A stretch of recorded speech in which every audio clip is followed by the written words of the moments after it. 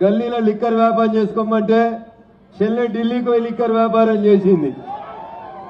చెల్లె ఏడ కాలు పెడితే ఏమైందో ఢిల్లీ ఫలితాలు చూపెట్టినాయి.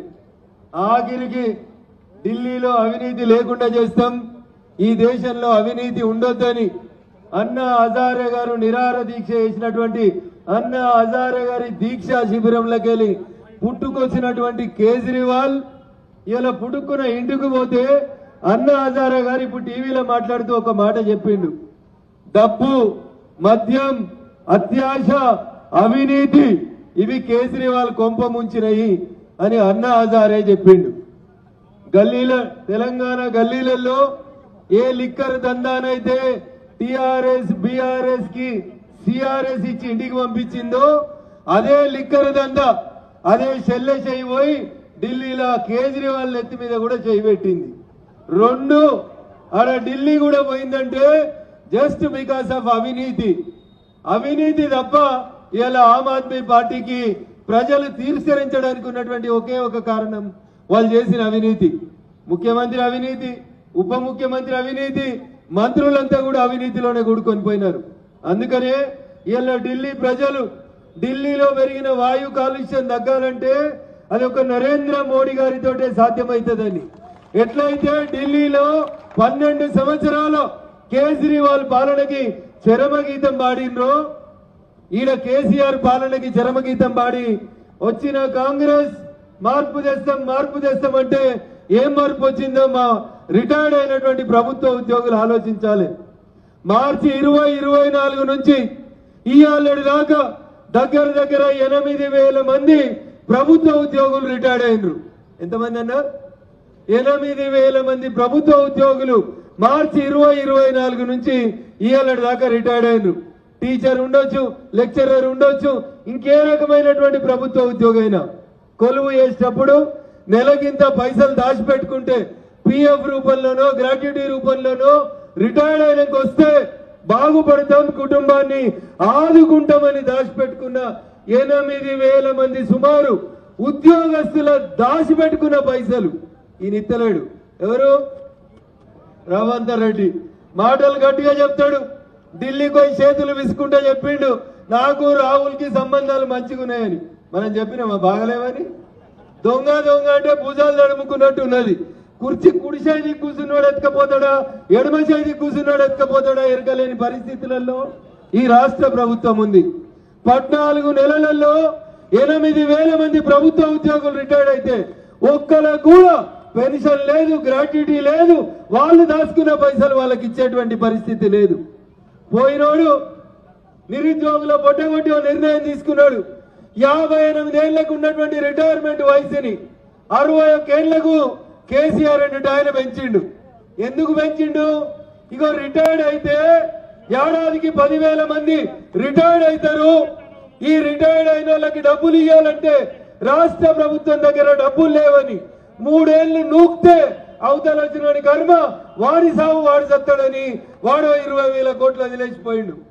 వీళ్ళు ఆలోచిస్తున్నారట కాంగ్రెస్ వాళ్ళు, మనం కూడా పనిచేద్దాం, ఈ 61ని 65 చేసినాం అనుకో ఇంకా 4 ఏళ్ల దాకా మనం ఎవరికి ఏమి ఇవ్వాల్సిన అవసరం ఉండదు, 20,000 కోట్లు మిగులుతాయని ఆలోచిస్తున్నారు.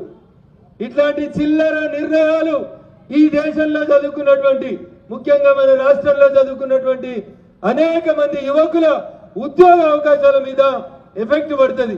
కాబట్టి దయించి గ్రాడ్యుయేట్ పెద్దలందరూ కూడా ఆలోచించుండ్రి. వయసు పెంచాలా, వయసు పిల్లల కొలువులు కావాలన్నా ఒక్కసారి దయచేసి ఆలోచించాలి. ఈ రాష్ట్రంలో ఓడిపోయిన తర్వాత కేటీఆర్ అనే ఆయన ఒక టీవీ ఛానల్కి ఇంటర్వ్యూ ఇస్తూ చెప్పిండు. ఏం చెప్పిండు? మేము 30 మెడికల్ కాలేజీలు పెట్టి తప్పు చేసినాం, 300 యూట్యూబ్ ఛానల్ పెట్టుకుందాం అనుకున్నాడు.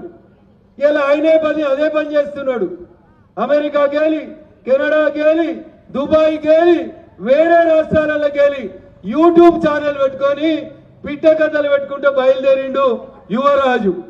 ఇలా ఆయన ఢిల్లీ ఫలితాల మీద ఓ మాట మాట్లాడిండు. ఏమన్నాడు? రాహుల్ గాంధీ సపోర్ట్ చేస్తే ఢిల్లీలో బీజేపీ గెలిచిందని చెప్పిండు. మార్చి 3వ తారీఖు నాడు ఏం చెప్పాలి కేటీఆర్ నువ్వంటే, నేను ఇవాళ చెప్తున్నా, ఎందుకంటే నీకు ముఖం లేదు, క్యాండిడేట్లు లేరు, నీకు సూరత్ లేదు. మీ అయ్య ఇదే నియోజకవర్గంలో ఎమ్మెల్యే, 10 సంవత్సరాలు ముఖ్యమంత్రి, 10 సంవత్సరాలు ఉద్యమాన్ని నడిపించిండు. మీ అయ్య ఇదే కరీంనగర్, మెదక్, ఈ గ్రాడ్యుయేట్ ఎమ్మెల్సీ, టీచర్స్ ఎమ్మెల్సీ పరిధిలో గజ్వేల్ ఎమ్మెల్యేగా ఉన్నాడు. నువ్వు సిరిసిల్ల ఎమ్మెల్యే, నీ బావ సిద్దిపేట ఎమ్మెల్యే. ఇంతమంది ఉన్న కాడ చెప్తాడు కదా ముచ్చట. మే 17వ తారీఖు నాడు మేము కరీంనగర్ లో గర్జన పెడితే కరీంనగర్ కథన ఉత్సాహం చూపెట్టింది అంటాడు. నేను అడుగుతున్న కేసీఆర్ ని, ఇవాళ కరీంనగర్, నిజామాబాద్, మెదక్, ఆదిలాబాద్లకి నీకు క్యాండిడేట్లు కరువైరంటే అయ్యా తుపాకీ రావడా, ఒకసారి ఆలోచించు అని చెప్తా ఉన్నా. మార్చి 3 నాడు నువ్వు ఏం పెట్టాలంటే మా బీఆర్ఎస్ వాళ్ళందరూ బీజేపీ కోటేసి గెలిపించిర్రని ఓ దొంగ కబురు చెప్పేందుకు ఏళ్ళ కథలు తయారు చేసుకుంటుండు. ఏరి క్యాండిడేట్లు బంగారు తెలంగాణ చేసినావు కదా, కాంగ్రెస్ వాడు కనబడితే కట్టెలు పట్టి కొడతారంటున్నావు కదా, మరి నీ బీఆర్ఎస్ వాడు ఏడి, ఎందుకు లేడు అంటే వాళ్ళకి ముందుగానే కనబడ్డది. వాళ్ళకి చెల్లె ఏడకాలు పెడతాడా, కేజ్రీవాల్ ఓడిపోయినట్టు కేసీఆర్ కో చరిత్ర ఉంది. జర్ర వెనుకకు చూడుర్రి. కేసీఆర్ పోయి ఒడిశాలో నవీన్ పట్నాయక్ కలిసిండు, గెలిచిండా? ఓడిపోయాడు. కేసీఆర్ పోయి కేజ్రీవాల్ గెలిచిండా? మహారాష్ట్రకు పోయి మీటింగులు పెట్టి ఉద్ధవ్ ఠాకరేని గెలిచిండా? అట్లా కేసీఆర్ పోయి ఎవరెవరినైతే కలుసుకుంటూ వచ్చిండు.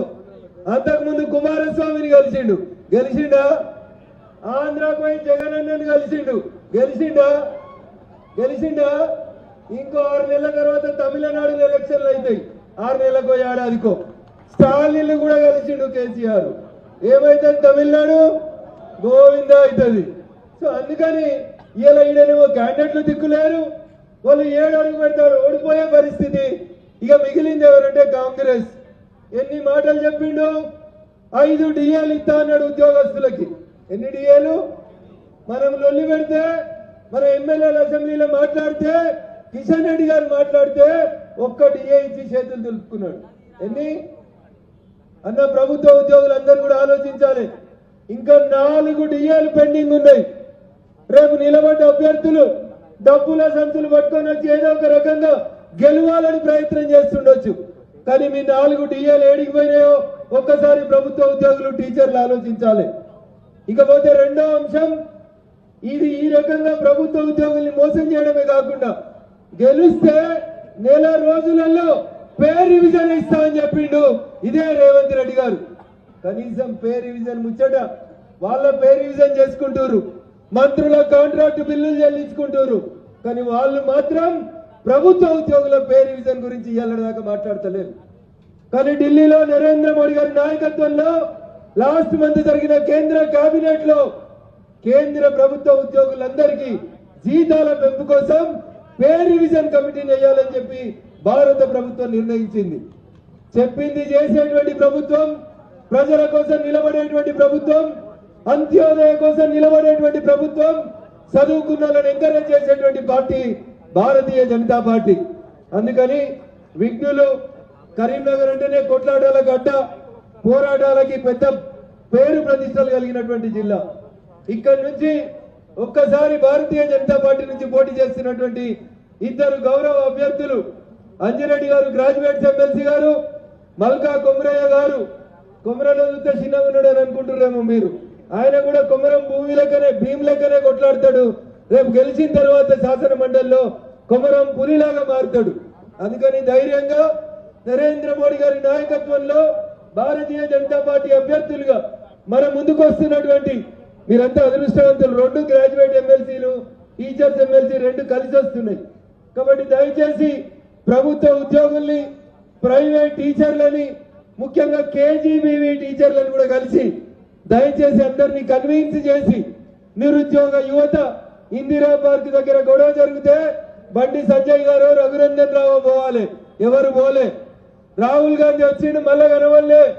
వరంగల్ యూత్ డిక్లరేషన్ పోయింది, అన్ని పోయినాయి. కాబట్టి దయచేసి ఒక్కసారి ఫిబ్రవరి 27వ తారీఖున జరగనున్నటువంటి ఎన్నికలలో ఖచ్చితంగా టీచర్స్ ఎమ్మెల్సీ, గ్రాడ్యుయేట్స్ ఎమ్మెల్సీ ఈ రెండింటిలో కూడా ఎంత వేయాలి? సీరియల్ నెంబరు అంజిరెడ్డి గారి పేరు ఎదురుగా మల్క కుమర గారి పేరు ఎదురుగా 1వ నెంబర్ వేయాలి. ONE1 రాస్తే తప్పవుతుంది, ట్రిక్ కొడితే తప్పవుతుంది, మీరు ఏం చేసినా తప్పవుతుంది. అందుకని ఏం పెట్టాలి?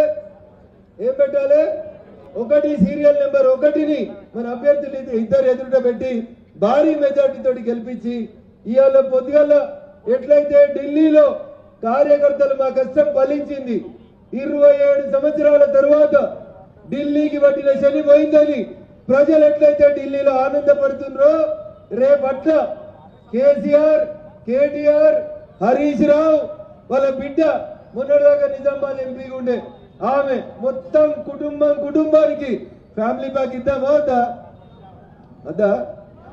సంజయ్ అన్న ఫ్యామిలీ ప్యాక్లు ఇవ్వడా మీకు? ఇప్పిద్దాం. సంజయ్ అన్న తోటి టోటల్ ఫ్యామిలీకి ఫ్యామిలీ ప్యాక్ ఇవ్వడానికి మనందరికి ఒక అవకాశం వచ్చింది. కాబట్టి దయచేసి 7 ఎమ్మెల్యేలు ఉన్నాం ఈ నియోజకవర్గాలలో, 4 ఎంపీలు ఉన్నాం. కాబట్టి దయచేసి ప్రతి కార్యకర్త ఇది నా గెలుపు, పార్టీ గెలుపు, నరేంద్ర మోడీ గారి గెలుపు అని చెప్పి పనిచేయాలని చెప్పి మీ అందరినీ కూడా సవినయంగా వేడుకుంటూ అవకాశం ఇచ్చినటువంటి వేదిక మీద ఉన్న పెద్దలందరికీ కూడా శిరస్సు వంచి నమస్సుమాంజలి తెలియజేస్తూ సెలవు తీసుకుంటా ఉన్నాను. జై హింద్, జై భారత్, నరేంద్ర మోడీ గారి నాయకత్వం. ఇంతేనా కరీంనగర్ చప్పుడు? మీ సారు పోయాడు ఢిల్లీలో హోంమంత్రి అయ్యాడు, మీరు కింద మెల్లగా చెప్తే ఎట్లా? గట్టిగా చెప్పాలి. నరేంద్ర మోడీ గారి నాయకత్వం, నరేంద్ర మోడీ గారి నాయకత్వం. జై శ్రీరామ్, జై శ్రీరామ్, భారత్ మాతాకి. పోతలేదే చప్పుడు, మానేరు దాటలేదు మీ చప్పుడు. మెదక్ దాకా పోవాలి, మల్లన్న సాగర్ దాకా ఇరబడాలి చప్పుడు. గట్టిగా చెప్పురి. నరేంద్ర మోడీ గారి నాయకత్వం, నరేంద్ర మోడీ గారి నాయకత్వం. జై శ్రీరామ్.